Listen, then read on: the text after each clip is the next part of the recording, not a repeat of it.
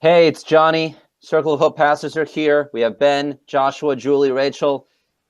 We're answering a question that someone actually asked me recently, and I hope that we can offer some insight as we explore it. It's based on the teachings of Jesus. We're called to love our neighbors. Which neighbors are we called to love more? Johnny, people ask Jesus this question. Maybe this is where it came from. And they tried to like boil it down to the answer, and he was always expanding the question. So my answer would be as the Lord leads. Like, we're called to a life in the Spirit, and so we're called to pay attention to who we're actually drawn to. I think God is going to lead us to people that we can influence and love.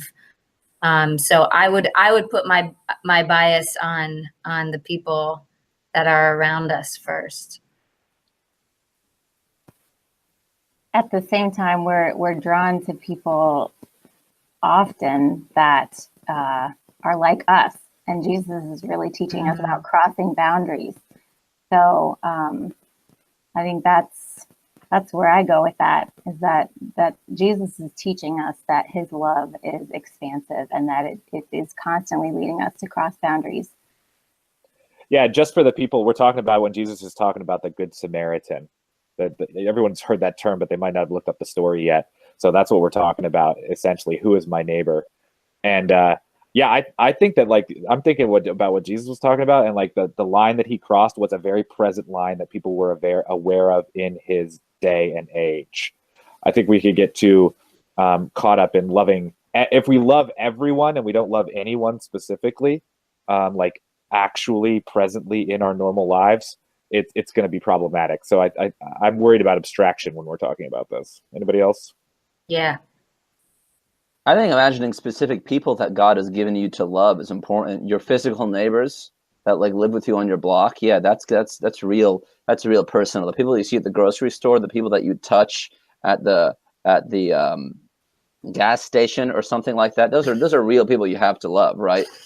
But we also are conscious of that some people are given the work to like Paul trying to get to Spain, loving neighbors all the way to Spain, and so there's an international element to it that I think our information age and technology age leads us to not ignore. Mm.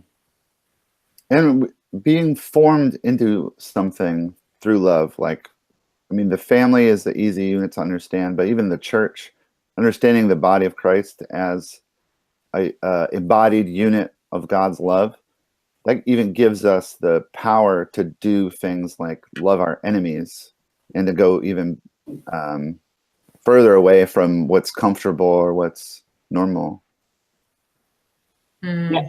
And to love our enemies, or to love the people who are different from us, or love the people that we don't naturally kind of come into contact with, which is usually divided racially in the United States.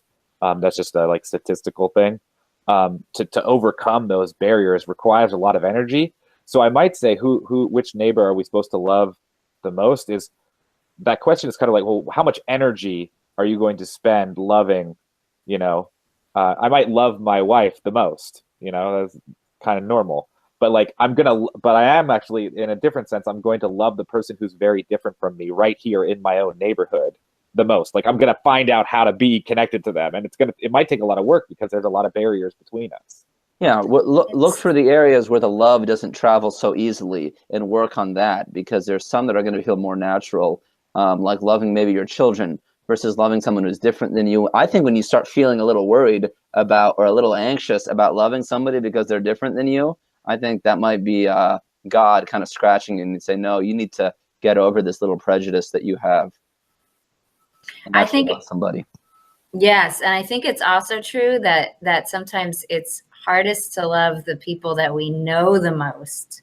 And you actually get, when you actually get into a community, get to know people, get intimate on some level, the not so beautiful stuff is going to come out. And I think the challenge of Jesus, the call of Jesus, is there too.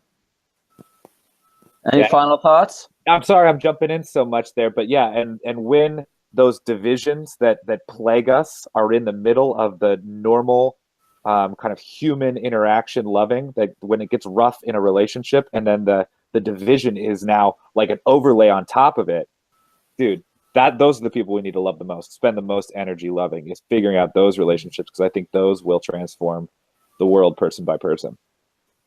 Oh, we had a lot to say about this. And I am proud to say that these 4 neighbors of mine here are really easy to love. So I'm glad to be working with these pastors. Thanks for listening to us. If you have any more questions that you want us to answer, there's a really high probability we will like do it next time.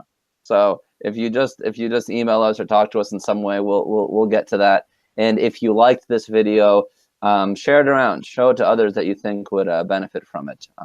So thanks for watching, following along. See you next time. Peace.